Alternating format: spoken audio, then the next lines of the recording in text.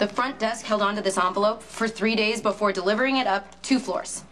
It was put in the wrong place, but... Yeah, but I'm not interested in excuses. How are we supposed to do business? Perhaps I can make this right. No, you can't, because Miss Howard needed this by yesterday, so there's no excuse for incompetence. Okay, you know what? I'll handle this. No one died. This is an important document. I meant that literally, Lily. No one died. You didn't die. It was close, and you're traumatized. Yelling at people is not how you deal with it. My cousin's had a rough 24 hours, so we're gonna let this go for now. But tell the staff they need to be more aware. Okay, it won't happen again. You have my word. That's good enough. Carly, I really don't have time for this. Maxie has the morning off. As you can see, my desk is swamped. You were taken hostage. You almost died. What the hell are you doing here? Life goes on. This isn't the first crisis I've been in. I'm fine, really. Not according to the parking attendant in the garage. You bit his head off, much like you did to that poor desk clerk, and it's not like you. Well, maybe if you ran your hotel a little more efficiently. You were traumatized. You were tied to explosives, Lulu. I'd be a puddle on the floor. No, you wouldn't. You need to take time to process. And just because you're a Spencer doesn't mean you don't get to have a reaction. So whatever you're feeling, anger or terror or, I don't know, relief, you need to let it happen. Okay, can you stop being such a drama queen? It was close, but Dominic came to my rescue, and I'm fine. Give me a little credit. Instead of getting hysterical about what could have happened, I'm focusing on the positive. Dominic got to me in time. You didn't know that when you were sitting there waiting to die. You know, when Claudia took me hostage, I was scared to death. And I kept looking for a way out, and I didn't see one. And there I was, about to give birth. And I suddenly realized how it felt to be completely out of control. And to be completely helpless. So I have a little bit of an idea about what you were going through. I felt like I was outside of my body. I just think that this is gonna sound really weird. Why don't you try me? Watching the detonator countdown, I knew that it was gonna blow me apart, so I didn't want to be inside of my body. It's funny the ways we choose to survive. I remember thinking, if I'm gonna die, I just want to tell my mom and my dad that I love them. I remember actually thinking, I wish that I had a cell phone. But then Dominic came, and then it was fine, and I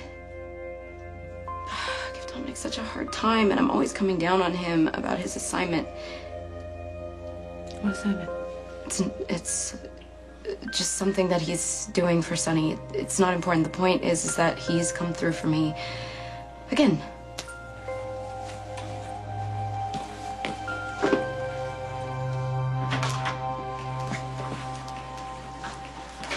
Well, you look like crap. Thanks. What's the bad news? Well, Franco got away. Try not to be too excited. Well, why not? Maybe now you could actually focus on your assignment, which is putting Kurtos behind bars. You know, I know you'd like it to be that easy. But Franco, that freak, kidnapped Lulu. So that was a game changer for me, okay? So I went back into his old arrest to see if I could find any clue as to where he might have taken her. I went as far back as 2003 when I busted him for tagging adjacent to that murder scene. And I noticed something that I missed before. But what's the notice? It was a misdemeanor bust. The evidence list from the murder scene included a book of photography. And on one of the pages, in the margin, was written CO77X, Franco's tag, tying him to the killing in Tribeca. And you know what? I never caught it, because you didn't want me to.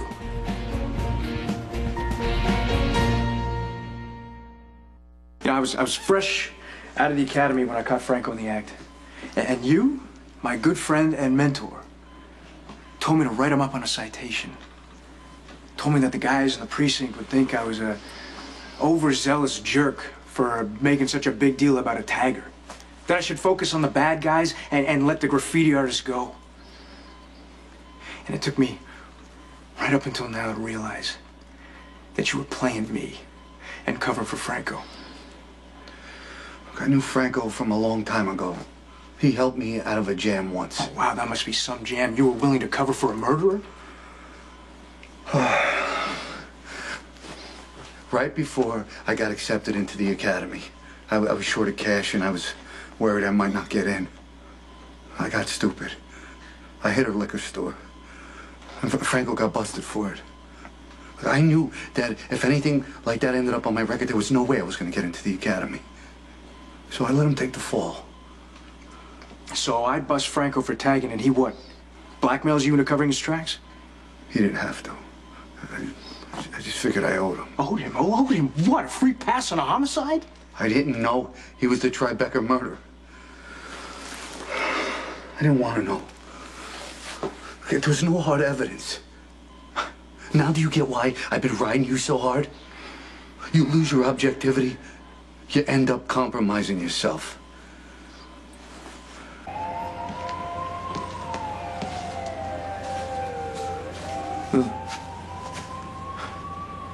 And this is the last place I expected to find you. I'm just trying to get some insight on why this happened. In case you're wondering, I didn't. Can I, take you somewhere? No, I already tried to go back to work. You know what they say, get back on the horse. But, I bit a parking attendant's head off, and then I flipped out on a desk clerk, and I almost slipped to Carly that you're really a cop. That would have been bad. Yeah, I know. I caught myself before I said too much, and so I thought I would take a walk before I did anything else stupid, and I was getting fresh air, and I ended up here. Looks like someone dropped a bomb on the place, huh? You're shivering. It's not because of the cold. If it wasn't for you, I'd be dead. Just ignore me. I'm feeling sensitive. You have every reason to be. But it's over last night, and I'm moving right along. Look, this kind of thing can stay with you a long time. Believe me, I know. Yeah, you're used to facing death in your line of work, in both of your line of works, actually. The one with Sonny and the one that we don't mention. Look, let's not forget about work. We almost died last night. I mean, when that bomb went off, the last thing I thought I was gonna feel was your hand in mine. I know I'm not supposed to admit it, but I was pretty shaken up too, and this is gonna stay with me for a long time too. You're trying to make me feel better. No. I had to wake myself up from bad dreams constantly last night. Like what? Like when Jason's call came and he told me I had minutes to reach you, but the ground turned to quicksand and my feet and legs weighed a ton, and no matter how hard I tried, I couldn't get to you. But you did get to me. While you're yelling at some poor parking attendant, I was at the hospital going off on Ronnie about the compromises he's made. I mean, I was pissed. When I was standing here with you, I realized none of that would have mattered if you didn't live. But you did. We're both alive. And, I think everything else will just take care of itself.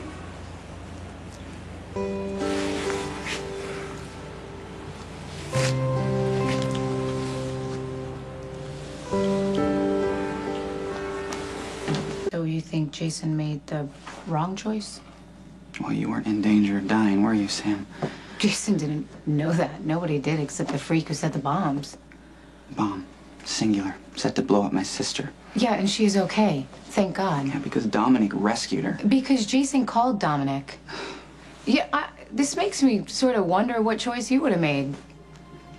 What, between you and my sister? What if Franco would have taken Elizabeth and locked her in the same cage he locked me into? What if he made you choose between Elizabeth and Lulu?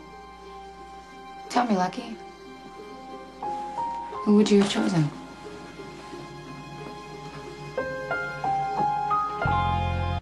It's the truth and you know it. Look, you're a spoiled brat. You don't know what you're talking about, and you don't want to keep your mouth shut. All right, Michael, back off. Stay out of this. Would you stop yelling?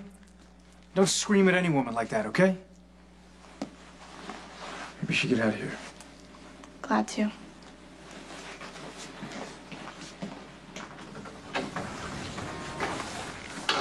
Look, just because my dad likes you doesn't mean you get some kind of special privileges, Dominic. You're an outsider. Don't interfere in the Corinthos family.